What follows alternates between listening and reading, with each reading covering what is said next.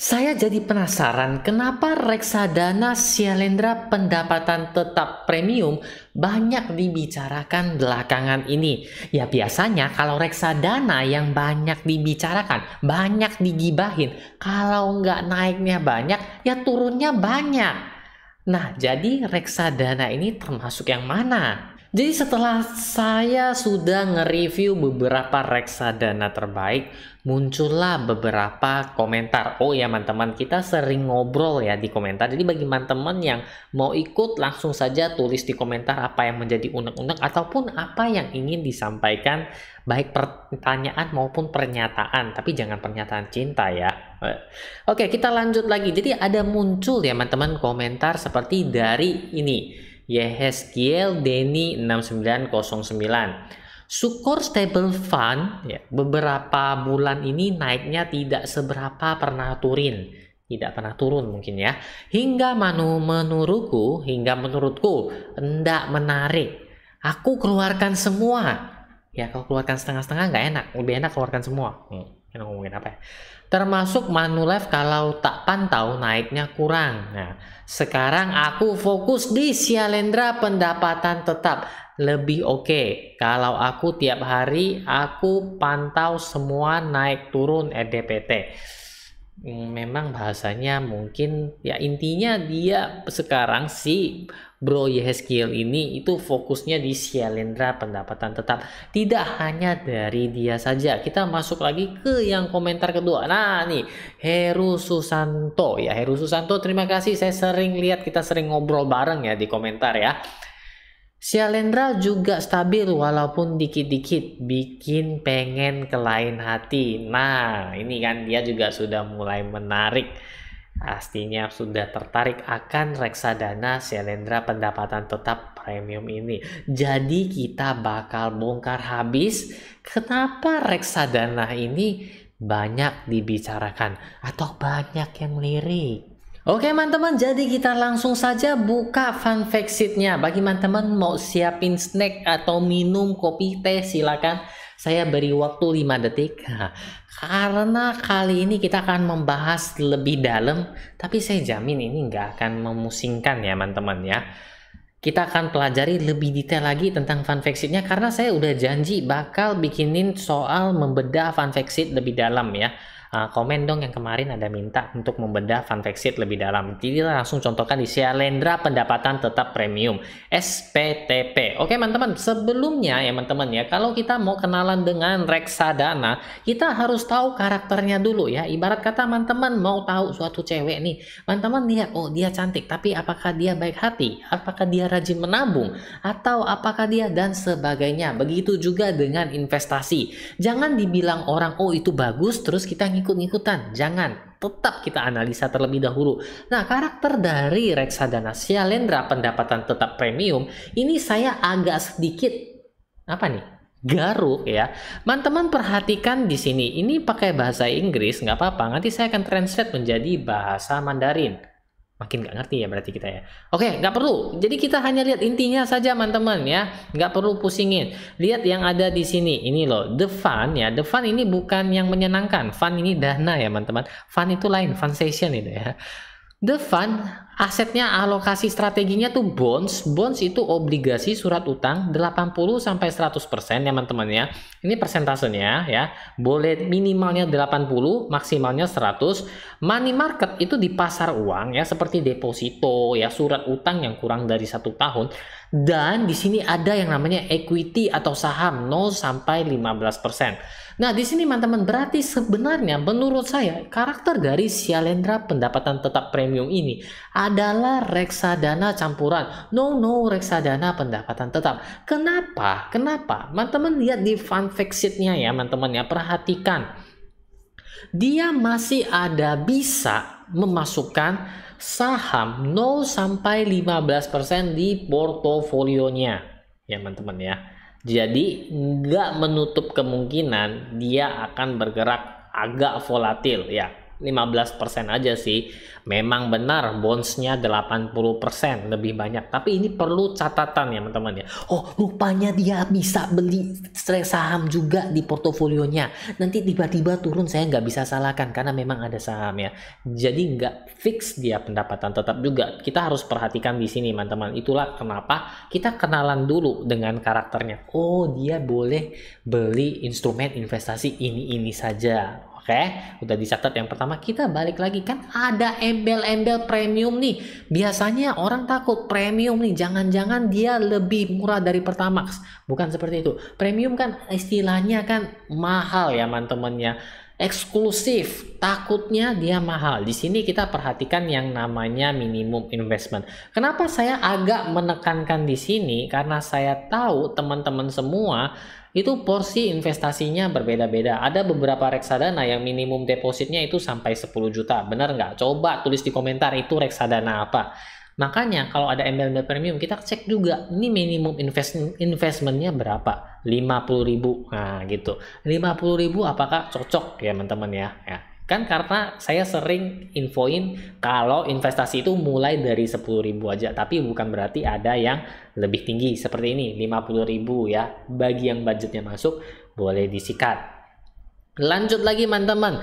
Nah, jadi menurut saya ya teman-teman ya, yang bikin ini reksadana banyak diomongin ataupun viral ya teman-teman, ini adalah bisa dilihat dari grafik ini. Itu apa Yung? Itu grafik kependudukan ataupun sensus penduduk ya Yung? Bukan. Ini performance relative to IRDFI. Apaan sih ribet intinya ya teman-teman ya.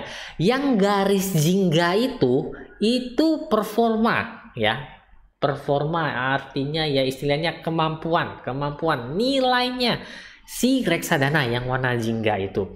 Yang biru itu ya. Itu istilahnya tuh titik rata-rata indeks sejenisnya. Contoh kalau orang sekolah ya teman-teman ya. Nilai matematika Budi adalah 80, KKM-nya 65. Kenapa bisa dapat KKM-nya 65? Mungkin dirata-ratakan dari satu kelas itu nilai rata-rata MTK-nya 65. Jadi apabila di atas 65 berarti si Budi benar pintar matematika. Yang bilang pintar seni lukis tadi siapa? Nah ya gitu seperti ini tuh teman-teman.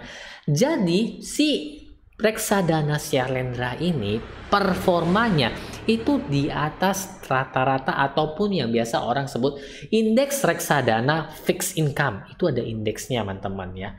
Kan seneng ya.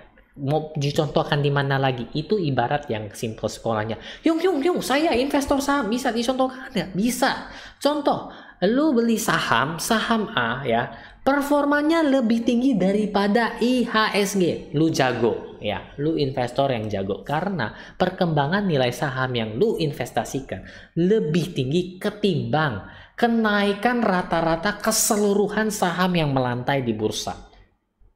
Nah, sampai sini agak bingung. Kalau agak bingung, minum air putih dulu, tarik napas, tahan, simpan di paru-paru, hembuskan, balik lagi. Bagi yang bingung boleh back 10 detik yang mengenai tadi si Budi itu ya. Lanjut lagi teman-teman. Dari ketika kita melihat grafik ini, orang udah pada senang ya. Kalau yang sering nonton video-video saya udah tahu nih, wah grafik seperti ini menyenangkan, dia stabil naik ke atas terus, enak nih. Benar sekali. Itulah kenapa menurut saya reksadana Syailendra ini menjadi viral dan banyak dibicarakan orang teman-teman ya. Kita lanjut lagi, ini untuk performance statistiknya teman-teman ya, dari 2022 sampai 2023 ya teman-teman ya. Ini dari Januari plus terus teman-teman lihat. Oktober ada sempat minus tapi dikit doang ya. November plus lagi sampai 2023 ini adalah plus 0,56%. Ini per bulannya teman-teman bisa lihat statistiknya. Oke, lanjut ke bawah sedikit ya teman-teman ya. Ini loh, kita lihat di performance analisisnya. Performance analisisnya ini teman-teman, lihat di 3 bulannya. Kalau untuk SPTP itu 1,9% ya. Untuk yang 6 bulan 3,1% ya. Di sini teman-teman sudah bisa melihat historical return-nya, dia mulai dari 6 bulan belakangan ini sudah mulai lebih tinggi daripada indeks reksadana fixed income ataupun batas rata-rata ya. Gambarannya seperti itu kurang lebih teman-teman. Kemudian yang 1 tahunnya sudah wow banget, 7,8%. Bayangkan, 7,8%. Kalau saya lihat di reksadana pendapatan tetap obligasi pasar uang yang sempat kita bahas bareng di video-video lalu, ini lebih tinggi. Itu perlu catatan tambahan, teman-teman. Oke, yang di bawahnya kita nggak perlu. Dan ini lihat top holdingsnya. Untuk sementara top holdingsnya itu rata-rata adalah surat utang ataupun obligasi. Di sini lihat teman-teman, corporate bondnya 33,6%, government bondnya 50,94% ya, dan sisanya cash adalah 15,46%. Dari hal ini teman-teman, dapat saya garis bawahi, garis atasi. Nah, ini siapin pen dan menurut saya, teman-teman, orang yang cocok, teman-teman yang cocok investasi di reksadana premium, Shalendra pendapatan tetap premium, SPTP, ini adalah orang-orang yang memiliki tujuan jangka waktu investasi menengah ataupun panjang. Ya, teman-teman, mengharapkan return yang lebih stabil. Oke, teman-teman, perlu dicatat. Namun ingat, masih adanya resiko. Oke, ya teman-teman ya. Dicatat ya. Jadi nggak perlu diulang. Kalau diulang nanti boleh diulang 15 detik lagi. Jadi dicatat, ini cocoknya untuk siapa? Oh, ini kata Yung nih. Seperti itu ya teman-teman ya. Nggak habis sampai di situ saja. Nah, di awal video, teman-teman pasti tahu tadi saya bilang ada kabar baik dan kabar buruknya. Kabar baiknya udah banyak saya sebutkan. Kabar buruknya adalah, teman-teman, pertama, reksadana Shalendra pendapatan tetap premium ini tidak diperjualbelikan di Bibit. Saya juga nggak tahu, nggak ada manajer investasi Shalendra di Bibit. Teman-teman boleh cek ya, teman-teman ya. Sehingga ya kalau mau nambah portofolio, kita boleh menggunakan aplikasi Bareksa. Dan kabar buruk keduanya, entah kenapa saya tidak bisa regis di Bareksa. Katanya KTP saya udah dipakai, nggak bisa register, padahal seingat saya yang sudah hidup mungkin 1000 tahun, oh enggak ya teman-teman ya, saya belum pernah daftar di Bareksa karena selama ini saya hanya menggunakan aplikasi Bibit ya teman-teman ya. Sehingga saya meminjam Bareksa, minjam dulu ya, kita buat belajar bareng soal Shalendra pendapatan tetap premium, karena di Bibit nggak ada ya. Nggak apa-apa ya buat sharing dan belajar ya. Oke, tim Bareksa izin ya. Oke, kita lanjut, nggak sampai habis di situ kan. Tadi saya bilang ini untuk return ya, teman-teman bisa lihat 5 tahunnya itu sudah growth sampai 50%. Gila banget nggak? Nah, ini yang makanya bikin viral ya. Kalau misalnya dia naik tinggi, ya itu orang senang. Saya juga senang. Siapa yang nggak senang kalau naruh dana kita naik setumbuh tinggi seperti ini, teman-teman. Lanjut lagi di sini yang saya ingin kasih teman-teman lihat bahwa NAV-nya juga naik secara rutin, walaupun di sini agak sedikit mengalami penurunan ya, teman-teman ya. Teman-teman ingat di sini agak sedikit mengalami penurunan. Dan tadi saya juga sempat, bukan saya sih, tapi kita udah sempet tahu bahwa portofolionya dia bisa beli saham. Saya menggunakan Bareksa untuk kasih tahu teman-teman. Di sini teman-teman lihat tuh, ini adalah komposisi alokasi aset Shalendra pendapatan tetap. Ini ada tandanya ya teman-teman, nampak nggak teman-teman ya? Kalau nggak nampak, lihat lebih dekat gini teman-teman, biarlah, jangan juga ya. Ini ada yang namanya pasar uang warna hijau, merah, obligasi, saham. Jadi jangan lihat wah merah yung turun terus tuh yung, bukan. Ini cuman pembeda. Teman-teman lihat di sini di Januari 2020 ya, ini nggak ada porsi sahamnya, tapi teman-teman coba perhatikan di sekitar sini. Ya benar, di sekitaran Oktober 2020 dia ada beli komposisi sahamnya 10,38%. Balik lagi ke awal yang tadi agak sedikit ke depan ya.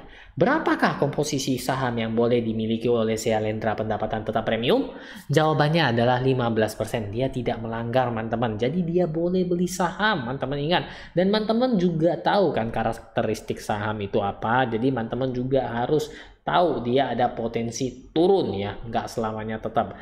Di sini dia juga ada perubahan 9,83%. Di sini teman-teman cek sendiri ya teman-teman ya, ini kepemilikannya. Obligasi kan memang minimal harus 80%, dan belakangan ini 1, 2, 3, 4, 5 bulan terakhir sahamnya udah nggak ada, udah dilepas semua. Adanya pasar uang dan obligasi. Mungkin ya, ini menurut pendapat saya ya, mungkin dia ingin mempertahankan kestabilan dari returnnya, mengingat belakangan ini kan tingkat suku bunga naik ya teman-teman ya. Ya siapa tahu return dari obligasi dan pasar uang lebih menggiurkan. Dia kan mau mempertahankan kenyamanan akan keamanan kenaikan returnnya yang stabil. Itu menurut pendapat saya, teman-teman. Selebihnya sama, saya ingin menekankan di sini, dan ini yang agak bikin kenapa orang banyak yang ngomongin. Teman-teman tahu itu dana kelolaan atau AUM, dia belakangan ini naik sampai tinggi banget. Grafik ini teman-teman lihat saja sendiri, ini bukan manipulasi ataupun apa. Teman-teman lihat dia naiknya memang tertinggi banget. Bedanya ini di bawah berapa ini ya, kita lihat miliar IDR ya, ini berarti 2000. Ini berapa? Ini unit juta. Sekarang naiknya tinggi banget sampai di sini. Tuh AUM-nya 2814, 211, 224, 737. Sebelumnya ini berapa nih? Desember 2002 ini cuman 1,6 triliun. Di Januari 2,8 triliun, hampir 2 kali lipat. Nah, teman-teman, jadi menurut teman-teman bagaimana mengenai reksadana Syailendra pendapatan tetap premium ini? Apakah bakal masuk di portofolio teman-teman? Atau teman-teman masih mempertimbangkannya lagi? Atau mungkin teman-teman punya pendapat lain soal reksadana ini? Atau teman-teman punya reksadana lain yang lebih menarik daripada reksadana ini? Teman-teman coba tulis di komentar, kita bahas bareng ya teman-teman ya. Dan bagi teman-teman yang ingin membandingkan dengan reksadana yang lainnya, teman-teman mungkin bisa nonton video yang satu sini ya. Dan jangan lupa bagikan video ini ke teman-teman yang lain supaya tahu akan reksadana yang lagi viral ini. Dan terakhir, apabila teman-teman penasaran dengan sepak terjang investasi saya, jangan lupa subscribe saya di sini dan nantikan video saya berikutnya.